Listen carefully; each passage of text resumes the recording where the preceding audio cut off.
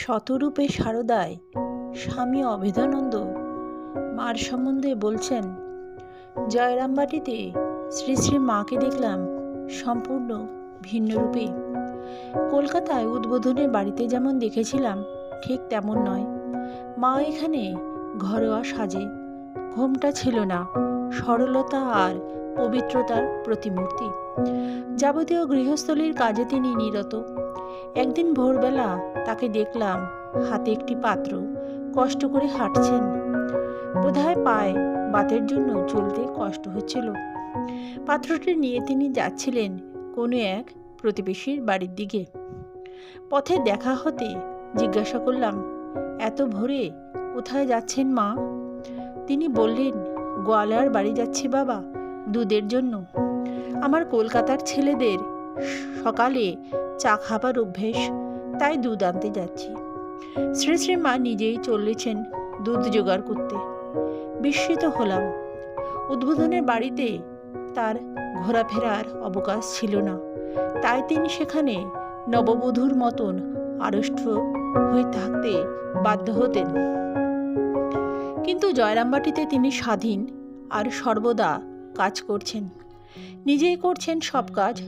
চলে যেতে যেতে তিনি ফিরে দাঁড়িয়ে বললেন, ওই ঘরের বারান্দায় কুটনো কোটার সময় তোমার কাছে থেকে মায়াবতীর গল্প শুনব। কিন্তু তার শয়নঘরের ঠিক বাইরে তরকারি কোটা হতো। তিনি আবার বললেন, ওইখানে তুমি আসবে আর মায়াবতীর সব কথা সবকিছু শুনব।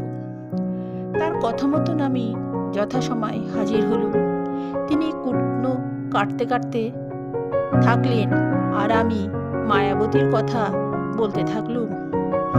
যে ৩-৪ দিন জয়রামবাটিতে ছিল, সেই কয়েকদিনই মায়াবতীর প্রসঙ্গ চলছিল।